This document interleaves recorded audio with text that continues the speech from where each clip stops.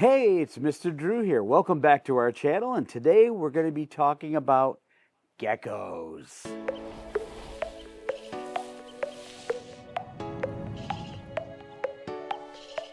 There are over 1,500 species of geckos on the planet. And people come to me and say, Mr. Drew, my child, or I want a gecko. Well, saying gecko is like saying dog. We have to be realistic and think about all the different types of geckos. And we have to think about they all don't have the same care. We can't care for them the same way. You wouldn't keep a Great Dane dog in a small apartment. You need a yard, you need room, where a dachshund can live at home. They all require different things, different diets, different care, different temperatures, and so we have to learn about these animals before we get them. If you get them first and learn about them after, it's too late. Many animals suffer that way. Please reach out, we'll help you. Or there's plenty of information out there where you can find how to care for them. But just saying gecko is not good enough. You have to be very specific. And here I'm going to show you some different types of geckos and tell you what makes them different. And so we're going to start off right over here. One of the more common geckos is this one under the log. This one is called a leopard gecko. And the leopard gecko comes from Pakistan, Afghanistan. It comes from different parts of the world in the Middle East. And these guys here now come in all kinds of colors. Now this is Roo. We've had Roo for a very long time. And leopard geckos, unlike some of the other geckos, can't stick. He's got little toenails and he's holding on. But one of the things that makes him different is also this gecko has eyelids. He can close his eyes. And one of the neat things is when you hold a leopard gecko up to the light, you can actually see the light come through his head. That's pretty amazing. Now these guys have a wide range of insects in their diet, and they need calcium that they'll lick out of a bowl. So there's simple ways to keep them. They do like it dry, and they do calm down and become very good pets. And if you work with them a lot, they're very responsive. So now they have these big tails, and the tail feels like velvet. It's incredibly soft. Where up here is bumpy. This tail is where they store food reserves. And I don't mean like a refrigerator putting food away. They can eat their food, and this tail stays nice and plump. And what it does is it helps them when times are tough. When food isn't quite available, they can live off the fat reserves in this tail. And that's what keeps them healthy. Now, one of the things about geckos is they're nocturnal, which means they're up at night. So that is a drawback for people because most of us are up during the day and we sleep at night. That's when they want to be up. And so sometimes you get them and they just simply hide.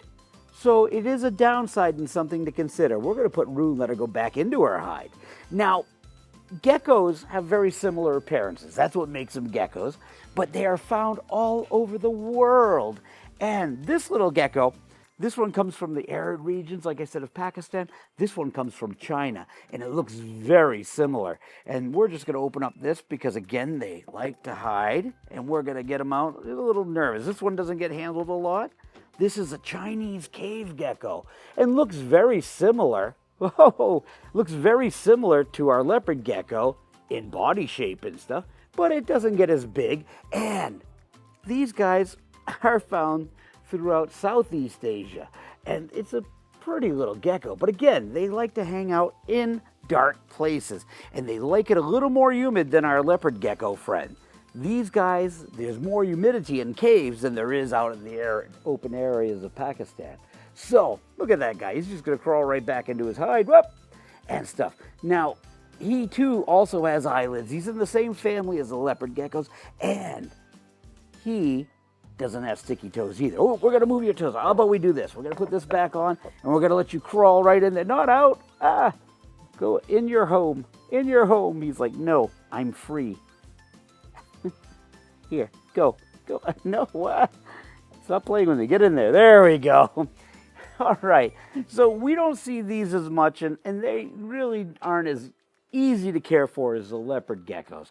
But again, I use the word easy, and you need to realize that they have a lot of care that you still need to learn.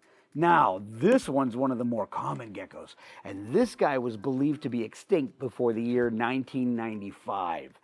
These guys come from a small island in the South Pacific called New Caledonia, and we have 3 geckos from that island. But the crested gecko was believed to be extinct. They thought they were all gone. And crested geckos are now one of the most popular pet geckos out there. These guys here have sticky little toes, and they can never close their eyes. And they have a prehensile tail for holding on to things. But that tail can break off real easy. And when it does break off, they don't grow back. They're called frog butts at that point. Oh, I should have grabbed one. I have frog butts here, but I didn't bring one out. But anyhow, they will lose their tail and not grow back. Other lizards might grow their tails back. Now, when they first rediscovered them, they didn't tell everybody, hey, we discovered a new species. They kept it quiet. And they started breeding programs and reintroducing them to the island. And then they eventually were in zoos, and then eventually into the pet industry, where everybody started breeding them. And to this day, we never take any from the wild. We've rebuilt the wild population. And in 1996, when these came out, they were $6,500 a pair. And now you can buy one for as low as 30 bucks. So it's a good thing. We've bred them to the point we don't have to take them from the wild. And they're such a wonderful animal. Now, these guys here also eat a powdered food. Unlike our other friends who eat bugs, these guys, you take powder and add water to it, and that's their primary diet. They would eat ripe fruit. They will also eat a little bit of insect, but they don't need as much insect as our other friends do. So they get the name crested gecko because of these little edges right on their head and stuff, and they also call them the eyelash gecko. And because if you look at them, they have these little eyelashes. They're not real eyelashes, just markings. They look like they might be picky, but they're incredibly soft little animals. So this is one of the more common pet geckos, along with the leopard gecko. Now, I mentioned there's other other geckos from New Caledonia. New Caledonia is an island in the South Pacific. And we have our friend the mossy gecko, which you might remember from when we were doing our first intro on lizards. The mossy gecko is green and mossy. I always say they're soft, squishy, and sticky like a little booger. And these guys here, they blend in perfect with the trees they hang out on. So they'll just hang right out all day long, not moving. Stay perfectly still. And here we are. They blend right in, and animals don't even notice they're there. Now, their eyes are always open. They don't have eyelids, so they have to lick their eyeballs to keep them clean. And during the day, those pupils dilate right down to small little slits. And when it's nighttime, those pupils open up to let in as much light as they can. So these guys here tend to be one of my favorite little geckos. I love the little mossy geckos. We have another gecko from New Caledonia who's also very popular these days. And let me get him out. This is called the gargoyle gecko. And it's called the gargoyle gecko because of its head shape. A lot of people think it looks like a little alligator. And these guys have beautiful markings and coloration. And again, their care is different. So with the leopard gecko, they like it nice and warm. The cave gecko likes it humid. These guys like it nice and cool. As a matter of fact, if it gets too hot for a crested gecko, they can die. They don't like heat. Where most lizards, you'd want to get a heat lamp. So it's important that you learn because maybe the stores don't know that either. And so these guys prefer a cooler climate. And when you come to my center, you're going to see all my geckos don't have any lighting whatsoever. We've had them for many years. So these guys here, they do well at a very simple room temperature. But I enjoy the gargoyle geckos because of their colors and their patterns. If we look at them, just how beautiful that is. Imagine that running around in the wild. Just an amazing and gorgeous animal. Now, we have another gecko. It comes from Southeast Asia. Not all geckos are the same. We can handle these guys. Oh, there goes a poop. Move your toe, buddy. Thanks for doing that. Right down the edge of the glass. Where Oakley is going, my mossy gecko, in that cage there is a gecko called the tokay gecko. And the tokay gecko can have some beautiful markings. And they're relatively inexpensive. But you know what? they're very aggressive. They will bark at you. Yeah, I said bark. They will bark at you. They'll snap at you. They might even try to chase you. If you look up at some videos of tokay geckos, they'll go after anything, including snakes. They don't care. If they feel threatened, they're going after you. And they open that mouth and they make this barking sound. And during the breeding season, they make a sound called, that gives them their name, a sound that sounds like tokay. And so that's how they get their name. But I'm not taking out Zazu because I know better. Zazu is not one to be handled. Maybe I can get him to bark a little later on.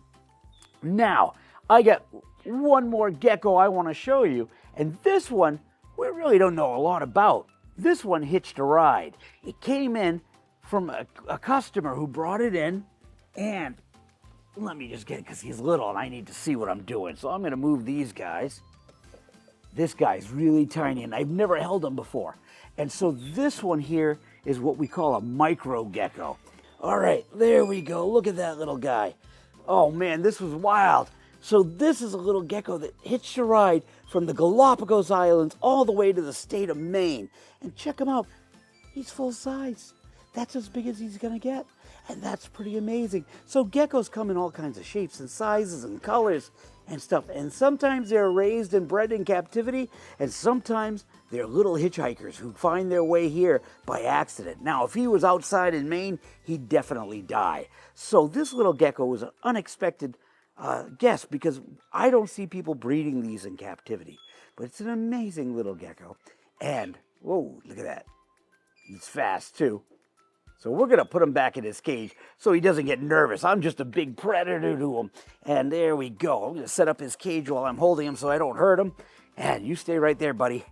All right, we're going to set this back up and give him his space to climb back around.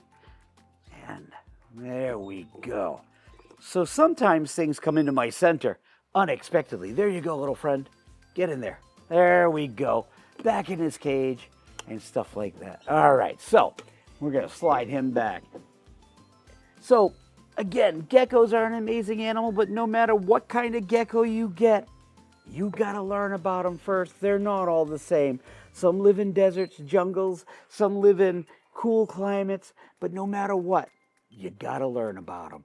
And I hope you find interest in the geckos, and hopefully, maybe someday, you might have one or start breeding them because conservation is important. So, thank you for watching my gecko segment. Please turn on notifications, subscribe to our channel, and then give us a big thumbs up. Peace and love in these wild times.